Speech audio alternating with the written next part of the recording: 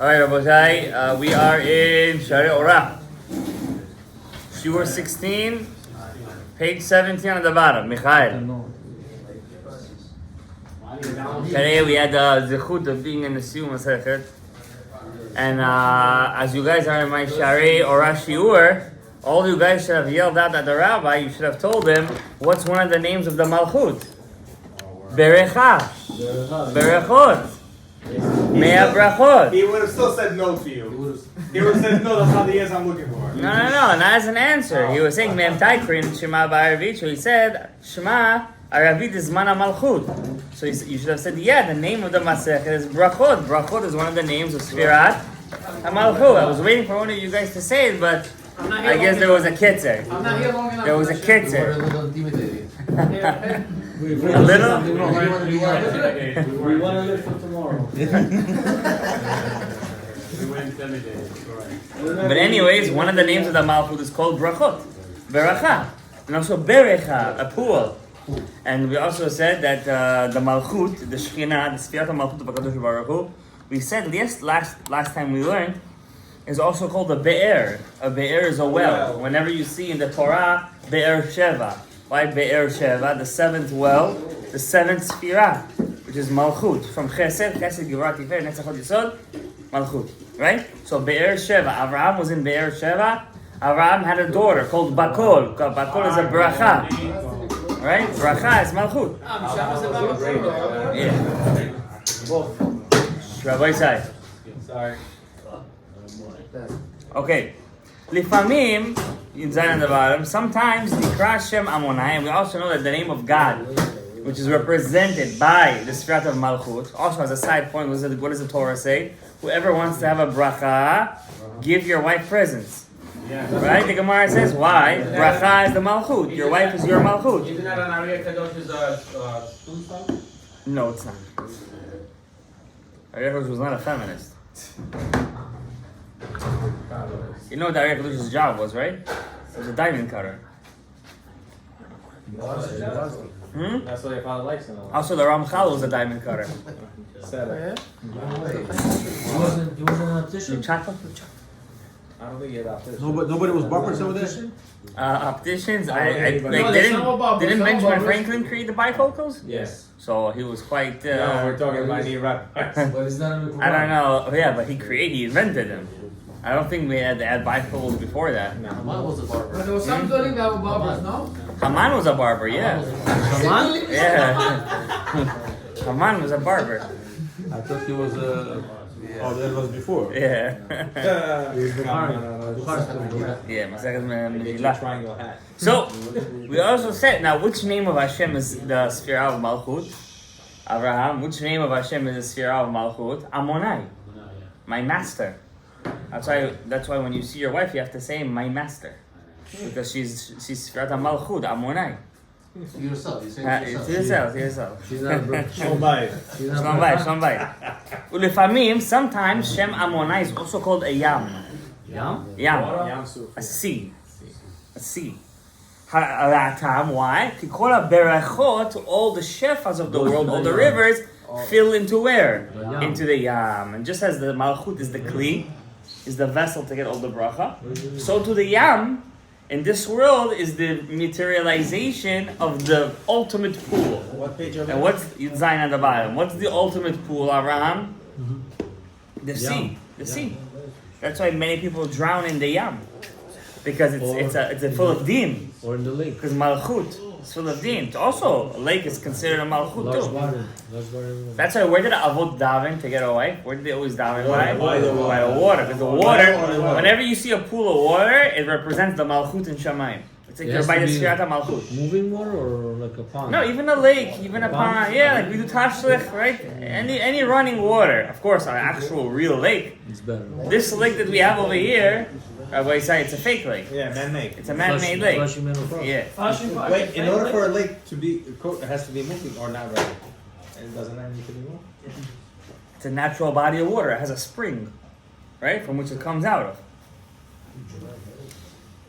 So all the waters go inside the Yam. This is the secret that King Solomon, turn the page, said Kol hanechalim olchim el hayam. All the rivers end up in the sea, but the sea is never full. So to your wife, which is the sea, she's the malchut, no matter how much shefa you give, it's like a pool. It'll never be fulfilled. Like the sea has no end, the sea has no bottom, right? What's the bottom of the sea?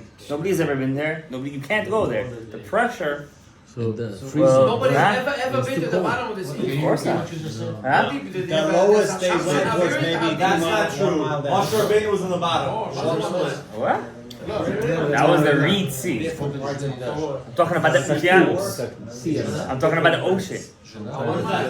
That was the Reed Sea. You're comparing the Reed Sea with an ocean? You're comparing the Reed Sea to the ocean? Like the Atlantic. Yeah, Less than 1%. The Reed Sea is nothing compared to an ocean. The ocean has no end almost. There's almost no end. We don't even know the animals that live over there. Right? The pressure over there, the sunlight doesn't penetrate that. They're very dangerous down there. It's crazy kinds of animals over there. Why are you looking at me like that? The guy who did Titanic went down. You're comparing it to the... What's his face? You went to the bottom of the ocean? Yeah, no, some part of it, yeah. Who, Jack? No. Jack Dawson? The guy, don't make it into a joke. It's a Titanic. It is submersible. But yeah, it's like pitch black, super cold, and so much pressure. Anyways, Velashon Yam hu karka hamachzik et hamayim. Really, the word Yam doesn't mean a sea. It's the earth that holds the sea. It's the earth. It means in the bottom of the ocean is earth. The vessel. It's the vessel, exactly. It's the vessel. The water is the shefa in the vessel. It's the shefa in the vessel. Komro kamayim leyam nechasim v'omer ulemikveh hamayim kara yamim. And to the mikveh of the water he called seas. That means the mikveh itself is the malchut, and those seas are what fills the mikvahs, and it's called the seas. All right. So Harei bet hakibul hamayim nikra yam. This the vessel that holds the water is called a yam. And that's why ma'im, ma is mem, yam. Ma'im is mem yam. Right? Mem yam.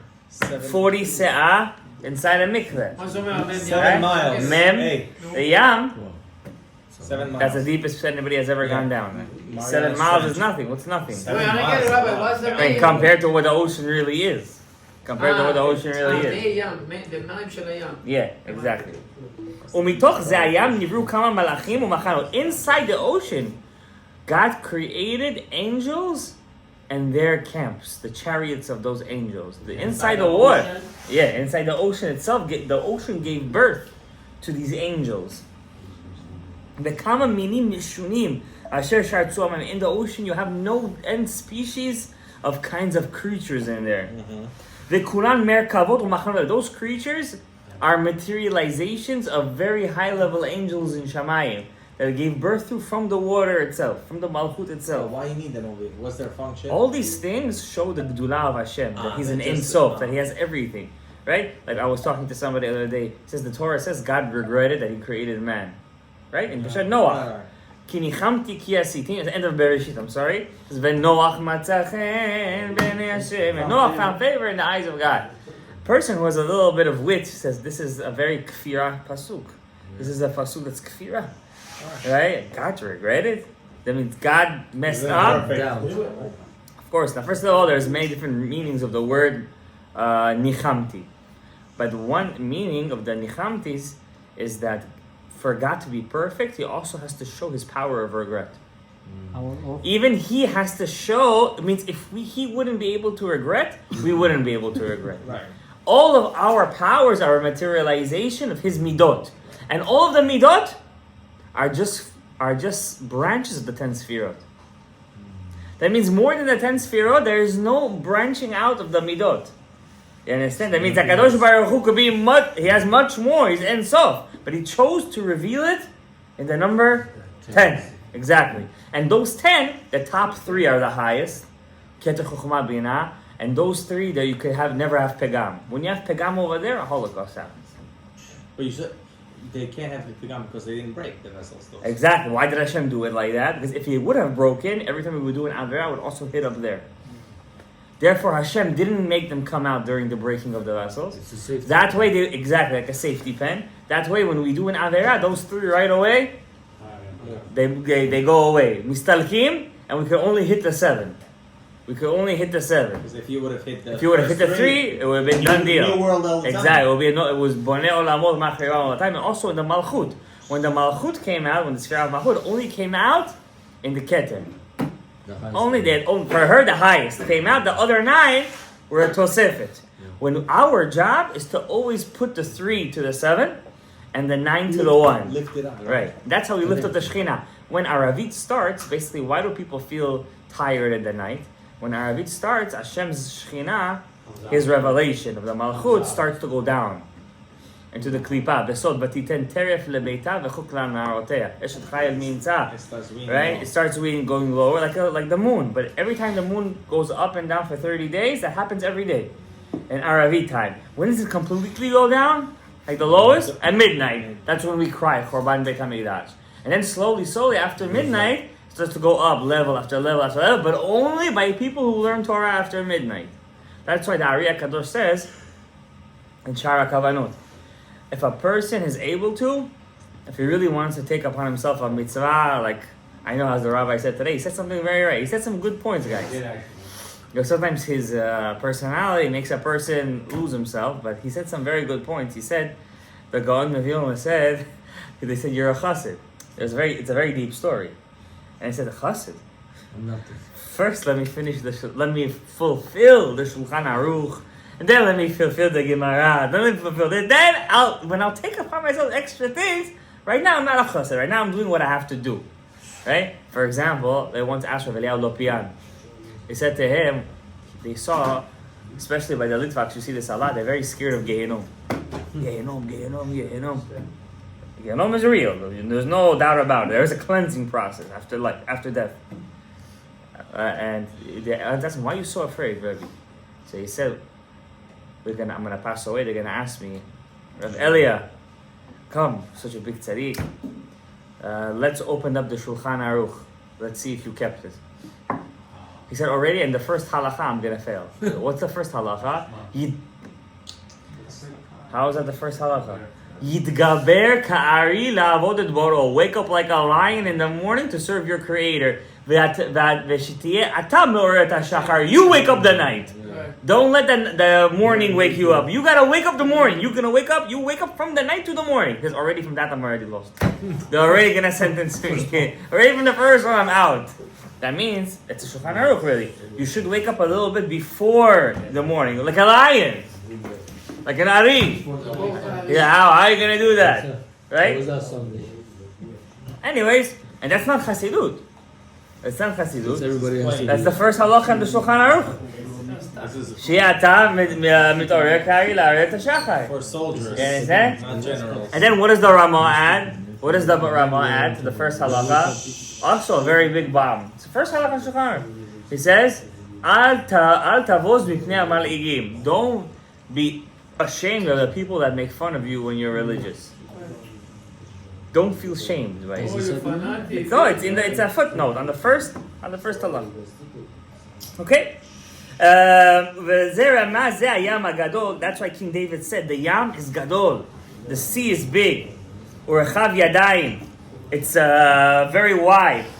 Sham remes ve'en mispar. Chayot k'tonot im gedolot. King David said in the Yam there are small animals and big animals, animals that you cannot see, animals that you cannot even imagine in the Yam, in the Malchut. And that's why your wife, she's a Yam. And in the Yam, in her womb, what fills the baby over there? It's fluid. That's a mikvah. The baby is in a 9 months in a mikvah.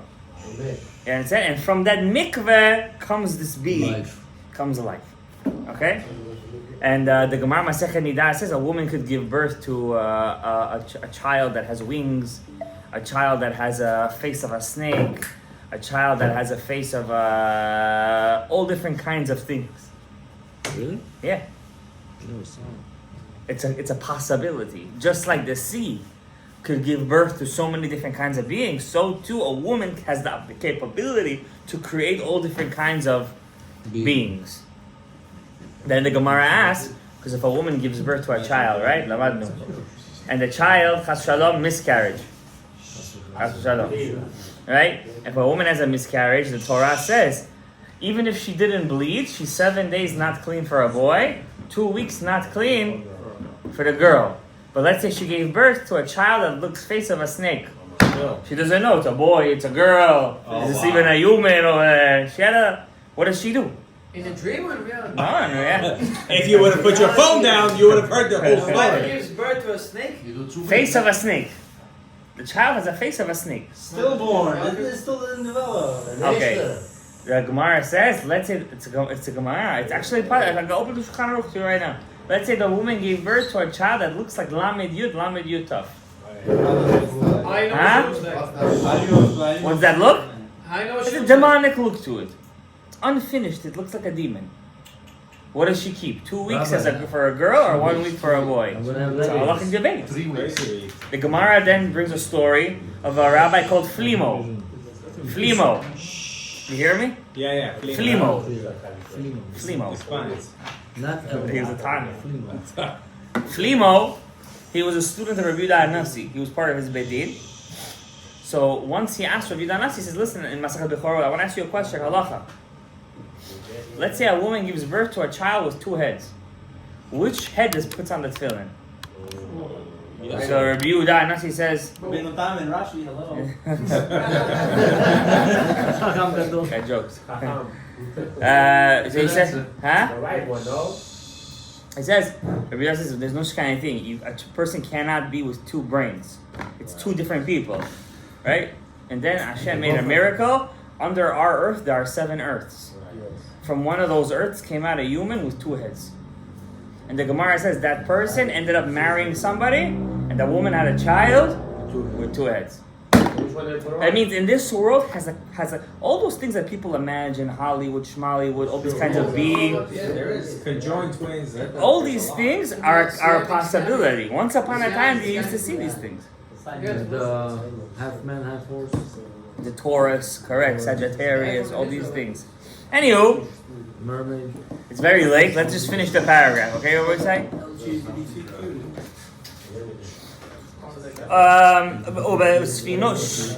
ובתוך הים, and inside the sea, יש כמה ספינות, so many boats, כמה שייטים, so many ships, כמה דגלים פרוסים על ראש התורן של הספינות, and on every boat there's a different mast, they say, on top of the boat. There's a different mast, and so each one has a different flag, and many different. All these things, don't think they're coincidences. No, they're all what is he trying to tell us? that all those things that you see in the sea, they're actually materializations of what's going on spiritually in the sphere of Malchut. Like what? That means when you see in the sea so many. Why is he using the sea? First of all, the sea is the Malchut. Okay, fine. Second of all, the sea itself has many more creatures than the land has. Yes. And inside that sea has billions and trillions of creatures, and all those, and not only on top of the sea there are ships. And all those ships take things, and every ship is different, and each one has a different mast, each one has a different. All those things are actually powers of the almost infinite power of the sphere of Malchut, what it could give birth So to. that's what it's trying to tell you. And not only that, and each one has a different wave. There's many kinds of waves, and there's tsunamis, right? And it says over here, "Veyesh mine galim, veyesh mine she'ena mitgalgelim." There's waves in the sea. There are waves in the sea. There are whirlpools. ובקצה זה יש מקום הנקרא ים סוף. And inside the sea there's a place called ים סוף. והוא קרוב לגבול תחומי הארץ. And it's close to The land. the land of Eretz Yisrael. That's where Am Yisrael split through. That place is called Yam Suf. And then, it's connected from the sea. And all the seas are connected to the ocean.